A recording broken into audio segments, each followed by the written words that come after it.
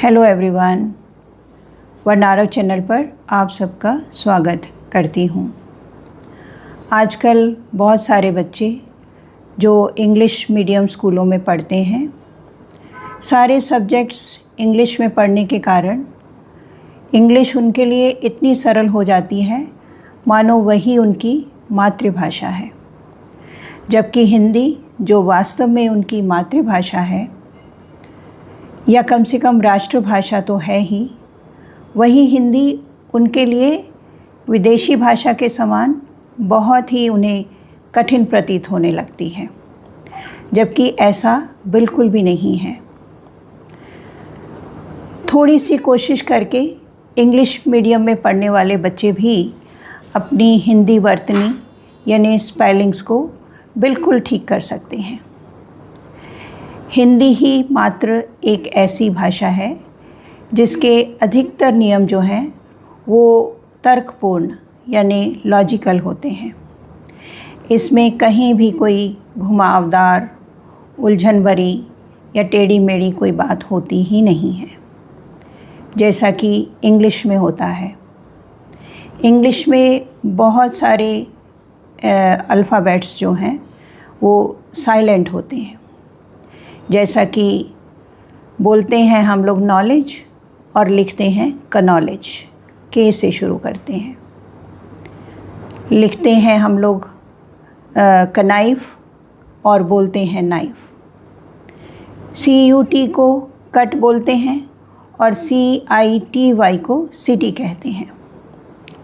लिखते हैं हम लोग टॉल्क और बोलते हैं टॉक। साइकोलॉजी शब्द को हम लोग P से शुरू करते हैं।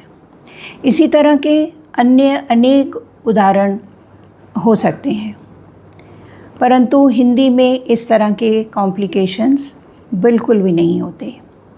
हिंदी के शब्दों को हम लोग जैसा बोलते हैं ठीक वैसा ही लिखते हैं।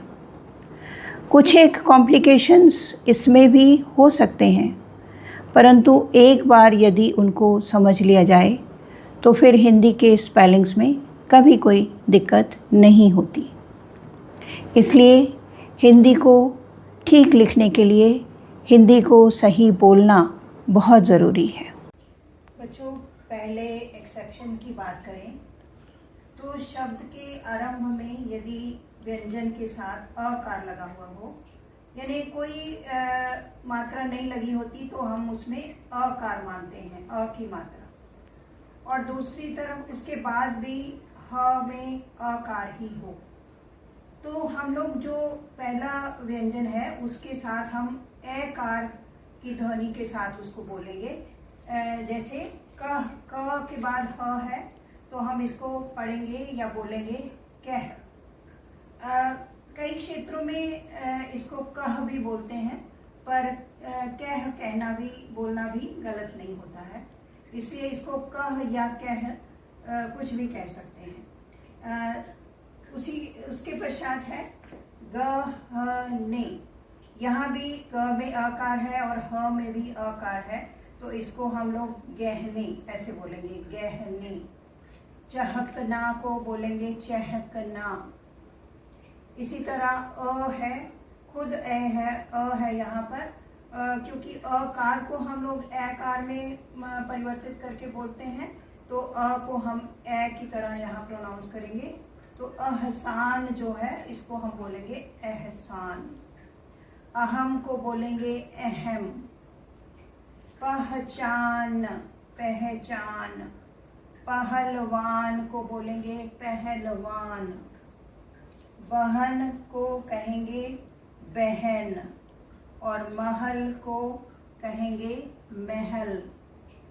शहर को बोलेंगे शहर और लहर को लहर।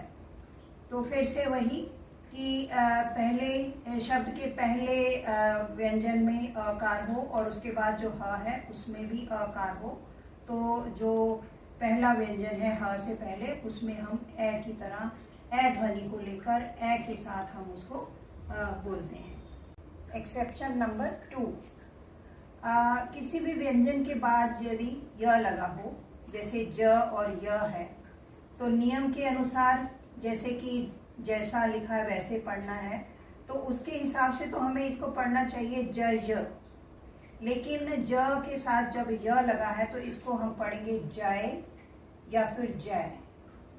इसी तरह ल में य लगा है, नियम के अनुसार इसको पढ़ना चाहिए लज, लेकिन हम इसको पढ़ते हैं लय या लय। इसी तरह गाय, गा के साथ य लगा है तो हमें इसको गाज पढ़ना चाहिए, लेकिन हम इसको गाज नहीं पढ़ के गाय बोलते हैं, इसको गाय। चाज को हम बोलते हैं चाय। इसी तरह राय शब्द भी हो सकता है।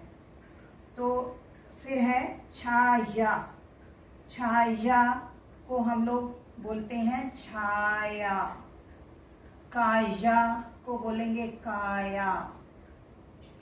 बनाया को बोलेंगे बनाया, और लगाया को बोलेंगे लगाया। इसी तरह रखवाया को पढ़ेंगे रखवाया, और भड़काया को बोलेंगे भड़काया।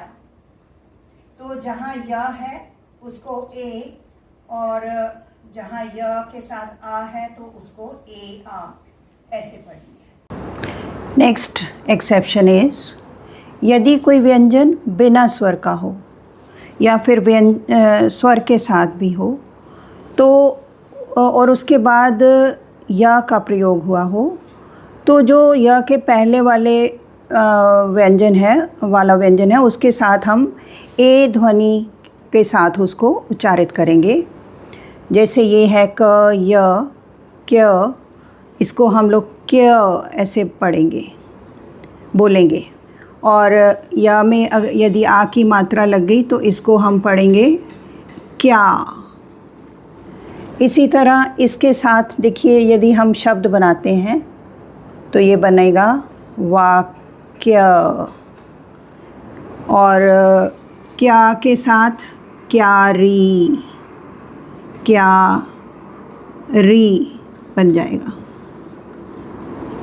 इसी तरह स्याही लिखा है हमने, लेकिन इसको बोलेंगे स्याही, स में एकार हम लोग उच्चारित करेंगे।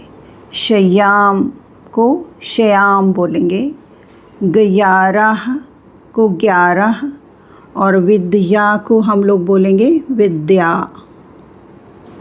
इसी तरह ये देखिए स्वर के साथ है, इसको भी इसी तरह हम लोग उच्चारित करेंगे, ग के साथ ए ध्वनि को लेके और या को आ की तरह हम प्रोनाउंस करेंगे।